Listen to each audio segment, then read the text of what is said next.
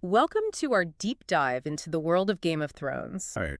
You've given us a really interesting mix of sources to go through. Yeah. Articles, behind-the-scenes info from HBO fan podcasts, Uh, even a text-based online role-playing game. right? It seems like you're interested in getting a well-rounded perspective on this universe, Yeah, definitely. both on-screen and beyond. For sure. To kick things off, Okay. did you know there's a mobile RPG in development called Game of Thrones?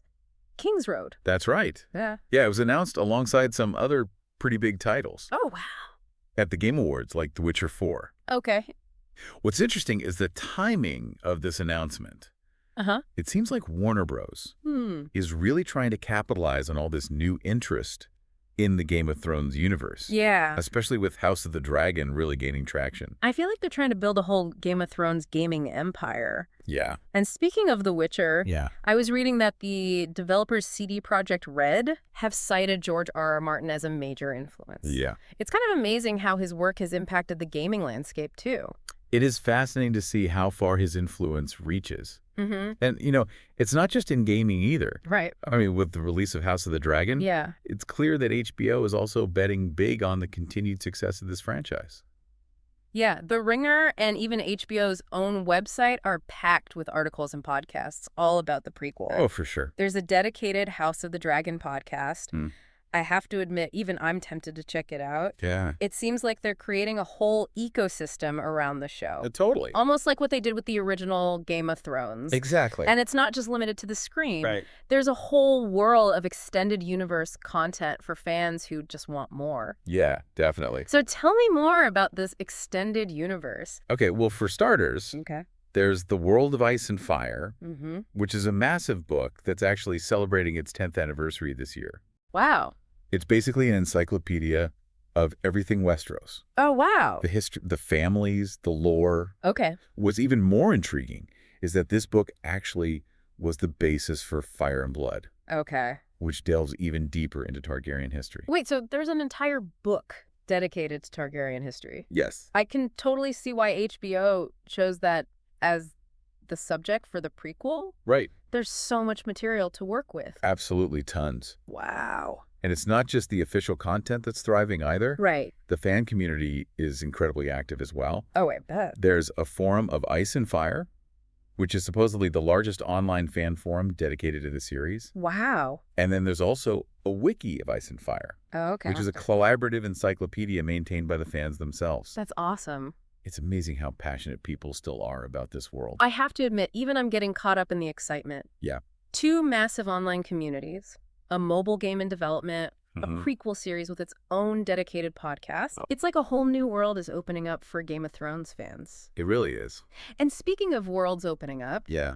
remember that text-based online role-playing game that we mentioned, Yes. right? Blood of Dragons. Right. I have to confess, that was the source I was most curious about. Well, here's the kicker. It's officially endorsed by George R.R. Martin himself. Oh, wow. This isn't just some fan project. Right. It's considered a legitimate extension of the Game of Thrones universe. That's so cool. And what's even more interesting is that it's constantly evolving. Right. They're actually encouraging players to suggest events and storylines. Oh. So you can potentially have a hand in shaping the world of Westeros. Wow. That's a level of fan engagement you don't see very often. I know, it's pretty cool. It's not just about passively consuming the content. Right. You can actually participate and shape the narrative. Exactly. And it really speaks to the enduring power of Martin's creation. Yeah. Even after all these years, his world continues to inspire and engage people in new and unexpected ways. Speaking of enduring power, Yeah. The Ringer has a podcast called Truthless, Okay. and one of their recent episodes is called The Land of the Dead. Ooh. The title alone is enough to send shivers down your spine, Right? especially considering the role the White Walkers played in the original series. It does make you wonder what lies beyond the wall, doesn't it? And it highlights how, even after it ended, Right. the show continues to spark conversations and fuel our imaginations. Yeah. But let's get back to this Blood of Dragons RPG for a moment. Okay. You said players can actually shape events in Westeros. That's right. Imagine having a hand in shaping the political landscape, influencing the outcome of battles, even deciding the fate of characters. Right. It's a level of immersion that goes way beyond simply reading a book or watching a show. It's like stepping into a world of endless possibility, Yeah. where the only limits are your own imagination. Uh-huh. And it's a testament to the power of collaborative storytelling, where fans and creators can come together to build something truly unique and engaging. It's fascinating how this world continues to expand and evolve. Yeah, Even years after the original story concluded, I know. it's almost as if it's taken on a life of its own, Mm-hmm. fueled by the passion and creativity of its fans. Exactly, and that's what makes this deep dive so exciting. Yeah. It's not just about revisiting a familiar world. Uh-huh. It's about discovering all these new layers, Mm-hmm. the hidden corners, the endless possibilities that still exist within that world. Well, you've definitely piqued my curiosity. Right? I'm ready to explore all these different facets of the Game of Thrones universe. Awesome. Starting with those two books you mentioned earlier, The World of Ice and Fire and Blood. Okay. What exactly makes them so special? Well, The World of Ice and Fire is like a comprehensive encyclopedia Okay. of everything Westeros. Uh-huh. It covers the entire history of the continent, Wow. from the Age of Heroes to the Targaryen conquest. Mm. It's packed with fascinating details about the different regions, the great houses, the cultures and traditions, and even the myths and legends that shapes this world. Wow. It's like a backstage pass to the creation of Westeros.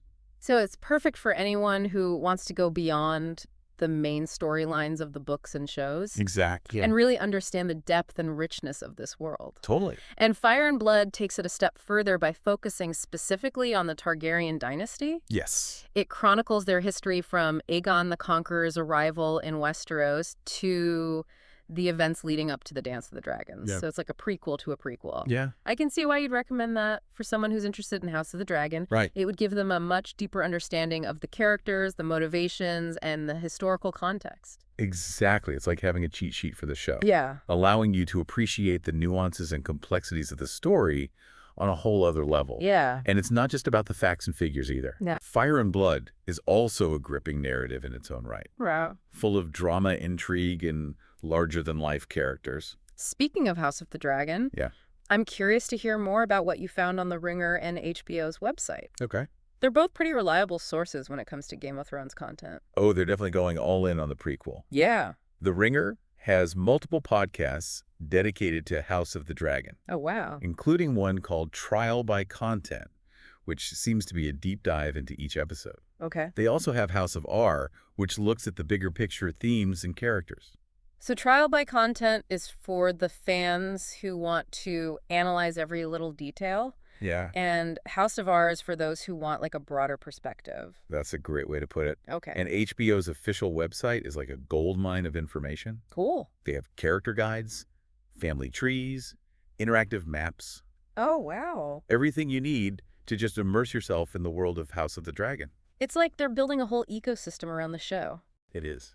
And with all this buzz and hype, it's hard not to get swept up in the excitement. It is. It feels like Game of Thrones is back in a big way. It certainly does. And it's not just about the nostalgia factor either. Right. House the Dragon is telling a really compelling story in its own right, Yeah, definitely. exploring a fascinating period in Westerosi history. And with all the dragons and political intrigue and complex characters, it seems to have all the elements that made the original series so captivating. Absolutely. But there's also a sense of freshness, Right. like a new perspective on this world that we thought we knew so well. It's like revisiting a familiar landscape, Mm-hmm. but discovering hidden paths and unexplored territories. Exactly, and that's what makes this deep dive so exciting. Yeah. It's not just about rehashing what we already know. Right. It's about uncovering these new layers, new perspectives, and new possibilities within this really rich and complex world. Well, I'm definitely hooked.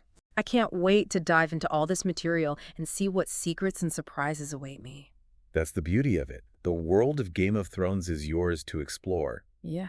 Follow your curiosity. Delve into the areas that intrigue you most. Mm-hmm. And don't be afraid to get lost in the details. Great advice. Thanks. And speaking of details, you mentioned something earlier about the Blood of Dragons RPG having a unique gameplay mechanic. Ah, yes. What's fascinating about this RPG is that it operates on a system of player-driven narrative. Okay. Essentially, the players themselves have a direct impact on the ongoing storyline of the game world. So it's not just about completing quests and leveling up your character. You're Right. actually contributing to the evolution of the game's narrative. Exactly. Players can propose events, storylines, even character arcs. Oh, wow. The game masters then weave these suggestions into the ongoing narrative, Wow. creating a truly collaborative storytelling experience. That's incredible. It's like a living, breathing world where the players themselves are the authors of its destiny. Precisely. And it's a testament to the power of fan engagement. Mm-hmm. The creators of Blood of Dragons have essentially handed over the reins of the narrative to the players, Wow. trusting them to shape the future of Westeros in a really meaningful and engaging way. I have to admit that level of trust and collaboration is truly inspiring. Yeah. It speaks to the strength of the Game of Thrones community Mhm. and the enduring power of this world to just ignite our imaginations. For sure. Well, on that note, I think it's time to take a short break and let all this information sink in. A wise decision. Sometimes the most valuable part of a deep dive is giving yourself time to process the information Yeah, and let your own thoughts and insights emerge. you're absolutely right. I need a moment to absorb all these details Okay. and formulate some questions for our next session. Excellent. And when you're ready, we'll continue our exploration, delving even deeper into the world of Game of Thrones, both on screen and beyond. Welcome back. It seems like we've only just scratched the surface of this expansive universe. You're telling me it's amazing how much depth and detail there is to explore. Yeah. I'm particularly fascinated by this Dance of the Dragons that we touched on earlier. It sounds like the perfect setting for a prequel series. It really is a pivotal moment in Westerosi history. Okay. A clash of ideologies and ambitions that really shaped the destiny of the Targaryen dynasty. Okay, I'm hooked. Yeah. Can you give me a bit more context? Like, Okay. who are the main players in this fiery dance? Well, at the heart of the conflict is Princess Rhaenyra Targaryen. Okay. She was King Viserys' the firstborn child, Okay. a skilled dragon rider even in her youth, Wow. and raised with the expectation of inheriting the Iron Throne. Mm-hmm. However, her claim was met with resistance, Oh. particularly from those who clung to the traditional belief that a woman should never rule. So even in a world with dragons, we're still dealing with good old-fashioned sexism. Unfortunately, it seems some things are universal, even in a fantasy realm. Yeah. Rhaenyra's main rival was her half-brother, Aegon II Targaryen, son of King Viserys' second wife, Alicent Hightower. Okay. He represented the traditional line of succession, Mm-hmm. and his supporters saw him as the rightful heir. It sounds like a classic Shakespearean drama with a touch of Game of Thrones brutality thrown in. For sure. So what kind of woman was Rhaenyra? Like, was she truly fit to rule? From what we've gathered from Fire and Blood and other sources, Okay. Rhaenyra was a very complex figure. Okay. She was described as being headstrong, ambitious, and determined to claim her birthright. Uh-huh. Her supporters praised her intelligence and her ability to command respect, Wow. even from those who initially opposed her. So she wasn't just a figurehead. Right. She had the strength and the will to fight for what she believed in. Definitely. What about Aegon II? What kind of king would he have been? That's a question that's really difficult to answer definitively. Yeah. Aegon II was also a very complex character. Okay. He was seen as handsome and charming, but also impulsive and easily influenced by those around him. Some historians argue that he might have been a capable ruler if given the chance, while others believe his lack of experience and his reliance on manipulative advisors would ultimately lead to his downfall. It's interesting how both Rhaenyra and Aegon II had their strengths and weaknesses. Yeah. It makes the conflict even more compelling. Right. Because Yeah. it's not a simple case of good versus evil. Exactly. And that's one of the things that makes the Dance of the Dragons so fascinating. Yeah. It's a very nuanced conflict with shades of gray on both sides. And of course, we can't forget about the dragons. Oh, of course not. I mean, a war with dragons, that's just next level epic. Oh, absolutely. The Dance of the Dragons was a spectacle unlike anything Westeros had ever seen. Oh. Imagine massive dragons clashing in the skies, raining fire and fury upon the battlefields below. I can't even imagine. The descriptions in Fire and Blood are truly breathtaking. It's mind-blowing to imagine the sheer scale of these battles and Yeah. the devastation they must have caused. But I'm curious, what kind of impact did this war have on the Targaryen dynasty as a whole? Yeah. I mean, they were at the height of their power, right? Ironically, the Dance of the Dragons marked the beginning of the Targaryen decline. Truly. It decimated their ranks, not just in terms of human casualties, but also in the loss of their dragons. Oh, wow. Many of these magnificent creatures perished in the fighting, Oh, no. and the few that survived grew weaker and smaller with each generation. So the very thing that made the Targaryens so powerful, their dragons ultimately contributed to their downfall. Yeah. A classic case of hubris, isn't it? It certainly is, and it serves as a reminder that even the mightiest empires can crumble from within. It also explains why the Targaryens in Game of Thrones were so obsessed with bringing the dragons back. Yeah, It was more than just a quest for power. right. It was an attempt to reclaim their lost legacy, to restore their dynasty to its former glory. Exactly, and it's a testament to the lasting impact of the Dance of the Dragons on Westerosi history and the Targaryen bloodline. I have to admit, all this talk about dragons and battles has me wanting to learn more about the individual dragons involved in the dance. Okay. Did any of them stand out as being particularly impressive or fearsome? Oh, absolutely. Each dragon had its own personality and reputation, Oh, wow. almost like legendary warriors. That's cool. Rhaenyra rode Syrax, Okay. a magnificent she-dragon known for her size and ferocity. Wow. She was as golden as the princess herself, Wow. and her flames were said to be as hot as the sun. Wow, that's an image that definitely sticks with you. Yeah. Any other notable dragons? On Aegon II's side, there was Sunfire, Okay. a golden dragon renowned for his speed and agility. Okay. He was smaller than some of the older dragons, but incredibly swift and deadly in combat. Wow. And then there was Vhagar, one of the oldest and largest dragons in Westeros at the time. Vhagar. Yes. That name sounds familiar. She actually has a connection to House of the Dragon. Really? Remember that scene where Daemon is trying to lure a dragon out of the dragon pit? That was Vhagar. Oh, wow. She eventually becomes Aemon's Vow, Okay. and they play a significant role in the dance. Okay, now it's all coming together. It's amazing how all these different pieces of the puzzle, Right. from the books to the shows to the fan communities, all fit together to create this incredibly rich and detailed tapestry. It's truly remarkable, isn't it? And we haven't even touched upon the fan theories and discussions that are happening online. Oh, I bet. I mean, the forums and subreddits are buzzing with speculation about the events of the dance, Yeah. the motivations of the characters, and the potential outcomes of this epic conflict. I can only imagine with so much material to work with and so many passionate fans eager to share their insights and interpretations. Yeah, The possibilities for discussion and debate are endless. they really are. It's a testament to the enduring power of Game of Thrones that it continues to spark such passionate engagement from its fans, Yes. even years after the original series concluded. It's pretty incredible. I'm eager to delve into those online communities and see what insights and theories I can uncover. Awesome. But before we get lost in the digital world, I'm Yeah. curious to share your thoughts on something we discussed earlier, the Blood of Dragons RPG. It seems like a truly unique and innovative way to engage with the Game of Thrones universe. It is a fascinating concept, isn't it? The idea that players can actually participate in shaping the events of Westeros. Yeah. It's both exciting and daunting. It's like being given the keys to the kingdom with all the responsibility and power that comes with it. Yeah. But what I find most intriguing is the system of player-driven narrative. Okay. Can you elaborate on how that works in practice? Essentially, the game operates on a system of collaborative storytelling. Okay. Players can submit proposals for events, storylines, character arcs, anything they can imagine within the world of Westeros. Oh, wow. The game masters then review these proposals and weave the most compelling and well-developed ideas into the ongoing narrative of the game world.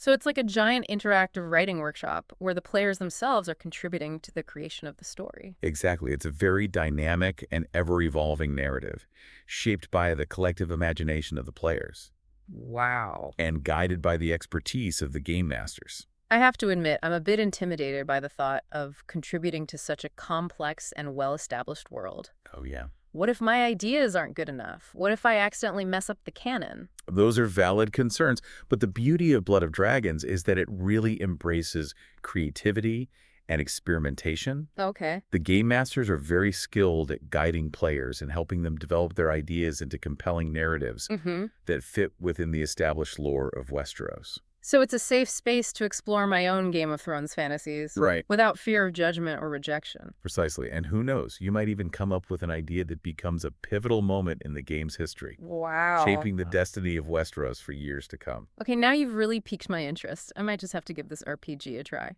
You should. It sounds like the perfect way to immerse myself in the world of Game of Thrones and unleash my inner storyteller. He really is. Speaking of special, Yeah. I want to circle back to those two books that we discussed earlier, The World of Ice and Fire and Blood. Okay. We talked about their content. Uh-huh. But I'm curious about the writing style. Mm. Are they dry and academic, or are they more engaging reads? That's a great question. Hmm? Both books are written with a distinct narrative voice, Okay. almost like historical chronicles penned by a Westerosi maester. Okay. They're not just collections of facts and figures. Right. They're stories in their own right, full of intrigue, drama, and very vivid descriptions. So they're not just for hardcore fans who want to memorize every little detail of Westerosi history? Not at all. They're very captivating reads for anyone who enjoys immersing themselves in a richly detailed world. Okay. With compelling characters and a sense of epic scope. And I imagine they're packed with fascinating details that you wouldn't find in the main series. Oh, absolutely. The World of Ice and Fire, for example, delves into the history of the White Walkers, Oh, wow. their origins, their motivations, and their ancient conflict with the Children of the Forest. Okay, now you're speaking my language. I've always been fascinated by the White Walkers. Yeah. And I'm eager to learn more about their mysterious past. Mm-hmm. Is there anything in those books about the Night King? He was such a compelling villain in Game of Thrones. Yeah. But we never really learned much about his backstory. Unfortunately, the Night King's origins remain shrouded in mystery, even in the expanded lore. Okay. However, the World of Ice and Fire does shed some light on the creation of the White Walkers themselves, Okay. hinting at an ancient pact gone wrong between the Children of the Forest and the First Men. So even in this meticulously crafted world, there are still secrets to be uncovered, mysteries to be solved. Right. It keeps the world feeling alive, dynamic, and full of possibilities. Exactly, and it's a reminder that the story of Game of Thrones is far from over. Hmm. It continues to evolve and expand, fueled by the imaginations of both its creators and its fans. It's an incredible testament to the power of storytelling Mm-hmm. to create a world that transcends the boundaries of fiction Yes. and becomes like a shared experience, a collective mythology that we can all participate in and contribute to. It's a phenomenon that's rare and precious, and it's definitely something to be cherished. Well, on that note, I think it's time for another short break. Okay. My mind is buzzing with all this new information, and I need a moment to process it all. A wise decision. Sometimes the most valuable part of a deep dive is giving yourself time to reflect, Yeah, to connect the dots, and to formulate new questions. sure. And when you're ready, we'll continue our exploration, delving even deeper into the world of Game of Thrones with all its complexities and wonders. Okay, I'm back and ready to dive back into this world of political intrigue and dragon-fueled warfare. All right. It's fascinating how the Dance of the Dragons wasn't just like a sudden explosion of violence, Right. but rather like a slow burn, fueled by years of simmering tensions and shifting alliances. Yeah, like a pressure cooker. Ooh, yeah. With each decision, each betrayal, each power grab adding another layer of heat until the whole thing finally erupts. And we've talked about the major players, Rhaenyra and Aegon II, Mm-hmm. but I'm curious about the supporting cast. Who are some of the other key figures that influenced the course of the dance? Well, on Rhaenyra's side, we can't overlook her uncle Daemon Targaryen. Okay. He was a skilled warrior and dragon rider, known for his ambition and his volatile nature. Mm-hmm. Some historians believe he was a very devoted ally to Rhaenyra, Okay. while others suspect that he maybe harbored his own aspirations for the Iron Throne. Ah, the classic Targaryen ambition. It seems like power is a double-edged sword in that family. It certainly is, and Daemon's involvement in the dance was both a blessing and a curse for Rhaenyra. Really? He brought military expertise and dragon fire to her cause. Uh-huh. But his unpredictable nature and his tendency to act on impulse often created more chaos than order. It sounds like he was kind of a wild card, Yeah, a force to be reckoned with, but also a potential liability. definitely. What about Aegon II's supporters? Who were the key figures in his camp? Well, his mother, Alicent Hightower, was a driving force behind his claim. Okay. She was a shrewd and ambitious woman, Mm-hmm. determined to see her son ascend to the throne, Right. even if it meant challenging the established line of succession. It's fascinating how a mother's love can be such a powerful motivator, Yeah, even in the cutthroat world of Westerosi politics. absolutely. And Alicent was no ordinary mother. Okay. She was a skilled manipulator, able to weave webs of intrigue and influence those around her to achieve her goals. It sounds like she was a pretty formidable opponent, Oh, yeah, a worthy adversary for Rhaenyra and her supporters. for sure. Were there any other notable figures on Aegon II's side? Yes, one figure who stands out is Kristen Cole, Lord Commander of the Kingsguard. Okay. He was a renowned warrior, known for his unwavering loyalty to Aegon II and his ruthlessness in battle. So he was like Aegon's right-hand man. Yeah. The muscle behind the throne. Precisely. Criston Cole was a fearsome warrior and a staunch defender of the traditional order. Okay. He saw Rhaenyra's claim as a threat to the stability of the realm. Right. And was willing to do whatever it took to ensure Aegon's victory. It sounds like the Dance of the Dragons was a clash of personalities as much as it was a clash of ideologies. Yeah. All these characters, with their ambitions, their loyalties, their flaws, they really bring the history to life. They do, and it's important to remember that even in a world of dragons and magic, Right. it's the human element that really drives the narrative. Yeah. It's the choices that these individuals made, their desires, their fears, that ultimately shape the course of the dance and its devastating consequences. Speaking of devastating consequences, we haven't really touched upon the impact of the dance on Westeros as a whole. Right. It must have been a really traumatic period for the entire realm. It was a period of unprecedented bloodshed and chaos. Yeah. The war tore the kingdom apart, pitting brother against brother, dragon against dragon. Yeah. The fighting raged across the continent, leaving countless casualties in its wake. And I imagine the common folks suffered the most. They always do.